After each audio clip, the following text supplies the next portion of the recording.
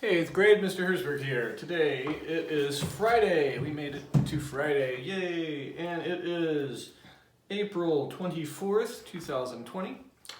And we're going to get started today with part 3, the last part of Fahrenheit 451. And we're also going to be going over our homework from Wednesday night. And we're going to be going over today's journal. Let's get started. Today's journal. Making connections in the text. We're going to wrap up this standard reading informational text 8.3. Remember, you're going to be looking at any connections the author is making between things they're writing, using analogies with connections, or things like that, metaphors. But today you're going to be reading an informational text. Remember, persuade, inform, and entertain. You're going to be informed. The author is writing about the North and the South during the Civil War. The underlying reason for the Civil War was that the first 100 or so years of America's existence, the North and the South developing along different lines, socially, politically, and agriculturally. Those are the three things we're going to be looking at here. And your questions when you get done reading today are, what comparisons is the author making of the North and the South? And more specifically, what is the purpose of making those comparisons? So the three things the author looks at of why the North and the South developed so differently and ended up ultimately leading to the Civil War was their social, political, and agricultural differences. So read the article and then tell me, through those connections, what comparisons the author is making and what is the purpose of those kinds of comparisons. If you have any questions, I'll be in a Google Meet from 2 to 2:30, okay? All right, let's go over the homework from Fahrenheit on Wednesday night, the last part of part 2. How did Mrs. Bowles have 2 children? She had them through cesarean section, which is drug-induced pregnancy or drug-induced delivery. My apologies. What were Mrs. Bowles' reasons for having the children? Climbing a social ladder, so she could say she did it. There was no emotional attachment to it. Describe Mrs. Bowles' ways of parenting. The kids only come in like 2 days a week to come see her. The rest of the time they're off either at school or with a nanny. She's very hands-off. She can't be bothered because she's got her earbuds in watching reality TV constantly. How did the women vote? They voted for a man they found to be the most handsome. What did they use for criteria when voting? The looks of the person, and they use electronic voting so they don't actually have to go somewhere. What does Montag do after he can't take the women anymore? He shuts off the TV, shuts off their television program, and basically starts reading poetry and upsetting them. What is the name of the poem Montag reads? And it's right here towards the end of part 2. Let's see here. Here it is. The Sea of Faith. And it's a 1, 2, 3 stanza poem. And it's really short, and he upsets the women with it. What is Mrs. Phelps' reaction to the poem? She begins crying. What does Montag do with the book after he reads the poem? He takes it just like so and then chunks it into the fire or the furnace and burns it. What does Captain Beatty say when he sees Montag in the firehouse? He asks Montag to sit down, play a game of poker with him, and he asked him if he was still thinking about books. More specifically, he asks him too, what did he do with the books they were talking about a couple days before? According to Captain Beatty, why does he quote from the books that Montag clings to? He's trying to prove to Montag that these books that he loves so much, that Montag is so curious about, they're actually not doing any help for Montag. They're just going to harm him more good than they are anything else because they contradict. Beatty says that they say one thing and then they go against that, and they're just there to confuse you and make you feel lesser. What house do the firemen go to at the end of part 2? Big twist. Montag's house. They're going to Montag's house. Beatty is the one driving the fire truck. He doesn't tell any of the other firefighters where they're going. He just says, we have a job to go to. And they pull up in front of Montag's, and that's how part 2 ends. Let's get started with part 3. I'm sure you have loads of questions, and you can't wait. So we're going to begin on part 3. It goes from we're going to do 10-page increments again. We're going from 107 to 117, the very bottom of 117. Let's get started. Part 3 is called Burning Bright. Lights flickered on in the house and the doors opened all down the street to watch the carnival set up. Montag and Beatty started, one with dry satisfaction, the other with complete disbelief. At the house before them, the main ring in which torches would be juggled and fire eaten. Well, said Captain Beatty, now you did it. Old Montag wanted to fly near the sun, and now that he's burnt his damn wings, he wonders why. Didn't I hint enough to you when I sent the hound to your place what would happen? Montag's face was entirely numb and featureless. He felt his head like a stone carving to the place next door, set in its bright border of flowers. Beatty snored. Oh no. You weren't fooled by that little idiot's routine now, were you? Flowers, butterflies, leaves, sunsets, hell. It's all in her damn file, Montag. I'll be damned. I've hit the bullseye. Look at the sick look on your face, huh? A few grass blades and the quarters of the moon. What trash. What good did she ever do with all that, huh? What was your obsession with Clarice? Montag sat on the cold fender of the Dragon, moving his head half an inch to the left, half an inch to the right, left, right, left, right. She saw everything. She didn't do anything to anyone. She just let them alone. Montag alone, hell. She chewed all around you, didn't she? One of those damn do-gooders with her, huh? With their shocked, holier-than-thou-art silences. There's one talent making others feel guilty, huh? God damn, they rise like the midnight sun to sweat you in your bed. And that's what she was, Montag. The front door opened and Mildred came down the steps, running. She had a suitcase and a dreamlike clenching rigidity in her fist as a beetle taxi hissed up to the curve. Mildred, said Montag. She ran past him with her body stiff, her face florid with powder, her mouth gone without lipstick. Mildred, you didn't put in the alarm, did you? She shoved the valise in the waiting beetle, climbed in and sat mumbling. Poor family. Oh, everything's gone now. Beatty grabbed Montag's shoulder as the beetle blasted away and hit 70 miles an hour, far down the street then gone. There was a crash like the falling parts of a dream fashioned out of warped glass mirrors and crystal prisms. Montag drifted about as if still in another incomprehensible storm had turned him. To see stonemen in black wielding axes, shattering window panes to provide cross-ventilation. The brush of death's head moth against a cold black screen. Montag, this is Faber. Do you hear me? Montag, come in. What's happening there? This is happening to me, said Montag. What a dreadful surprise, huh, Montag? Said Captain Beatty.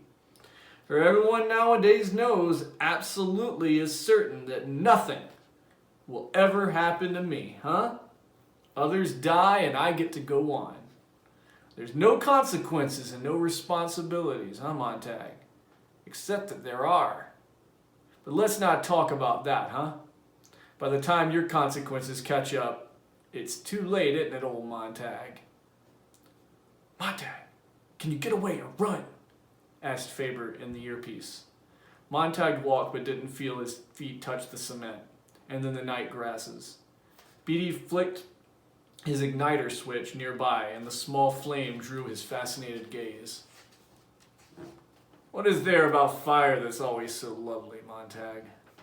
Huh? No matter what age we are, what draws us in? Beatty blew out the flame and lit it again.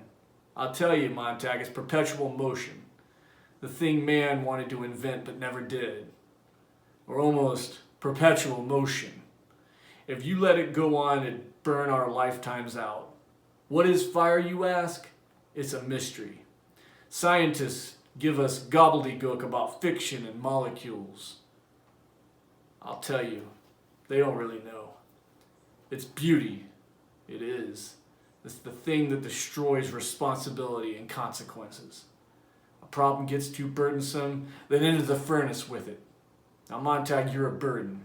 A fire will lift you off my shoulders, clean and quick, sure, nothing to rot later. Antibiotic, aesthetic, practical.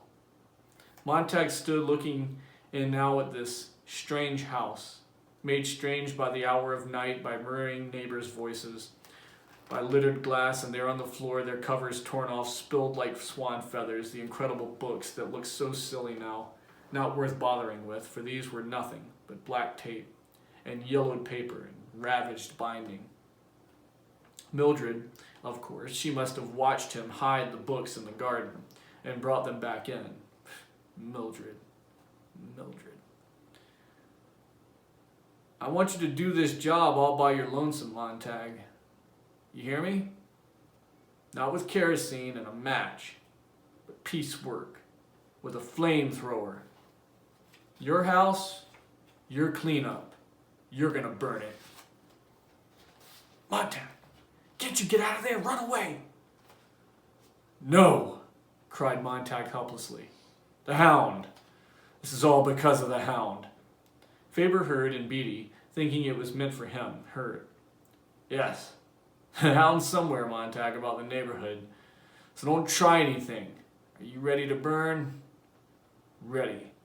Montag snapped the safety catch on the flamethrower. All right then, Montag, fire it away! A great nuzzling gout of fire leapt out of the books and knocked them against the wall. Montag stepped into the bedroom and fired twice. Twin beds went up in a shimmering whisper, with more heat and passion than light he would have supposed them to contain. He burnt the bedroom walls and the cosmetic chest because he wanted everything gone. The chairs, the tables, the dining room, the silverware, everything that showed he had ever lived in this empty house was some strange woman he forgot who even he was, who had gone and quite forgotten him already, listening to her seashell radio, pour in her head day in and day out as she rode across town alone. And as before, it was good to burn. He felt himself gush out the fire, snatch, rend in half with flame, and put away the senseless problems.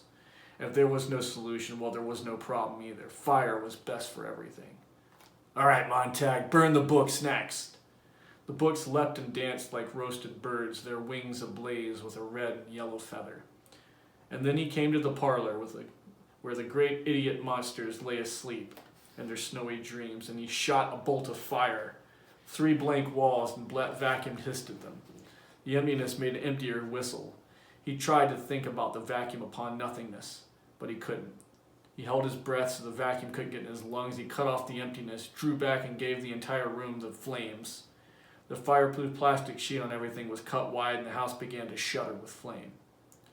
When you're quite finished, Montag, said Beatty behind him, you're under arrest. The house fell in coal. It bedded itself down in pink-gray cinders, and a smoke blew over it. The crowd drew back from the house. The great tents of the circus slumped into charcoal. Montag stood with the flamethrower in his hands. Great islands of perspirations were in his armpits, his face smeared with soot. The other firemen waited behind him in the darkness, their faces illuminated. Montag started to speak, and then finally managed to put his thoughts together. Was it my wife that turned in the alarm, Captain Beatty? Beatty nodded. Yeah, but it was her friends that turned in your alarm on you earlier that I let ride. One way or another, Montag, you had to get it, huh? It's silly, quoting poetry around free and easy like that. It was the act of a silly damn snob. Give me a man a few lines of poetry and he thinks he's the lord of all creation. You think you can just walk on water with your books, don't you? Well, the world can get by just fine without them. Look where they got you, Montag, and slime up to your lip. If I stir the slime with my little finger, you'll drown. Montag couldn't move.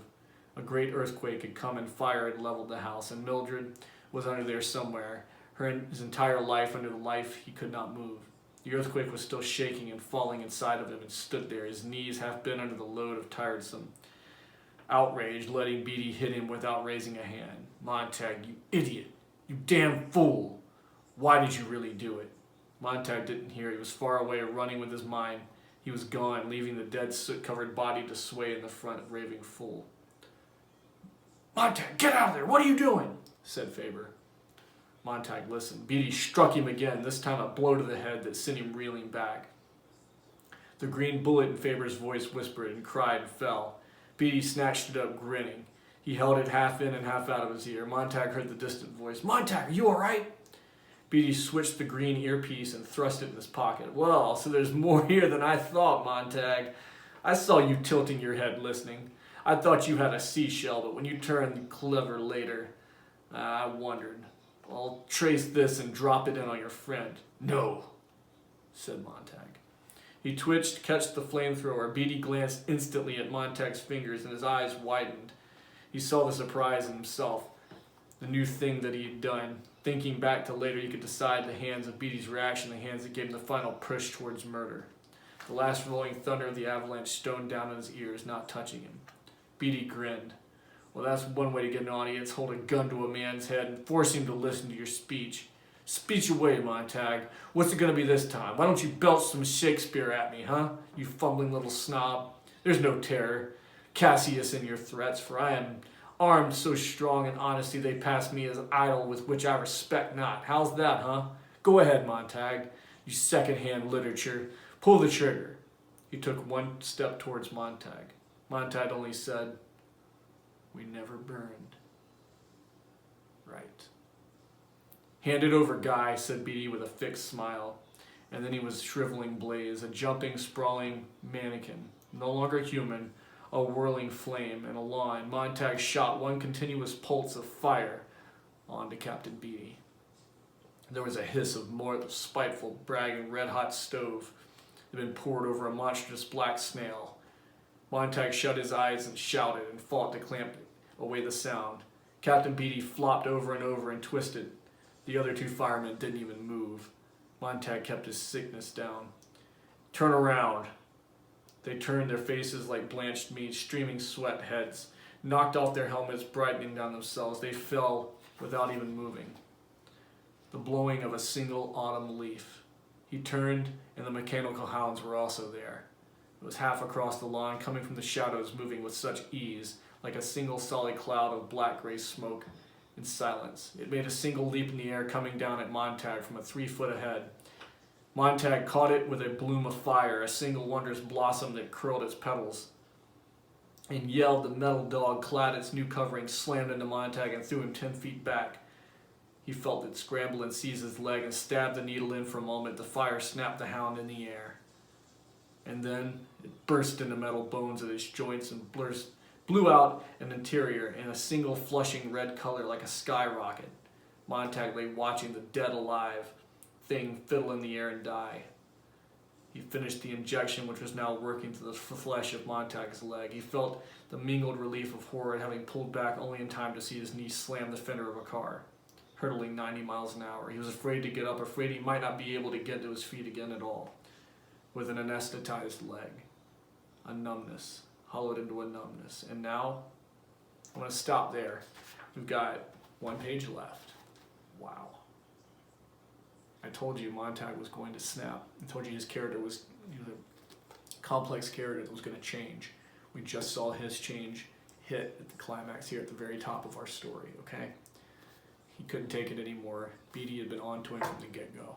He'd been on to him since he'd been talking to Clarice. So, wow. Do your homework questions. Let me know if you have any questions. I'll see you tomorrow in the Google Meet, 2:30 to 3. You guys have a good weekend. I'll see you soon.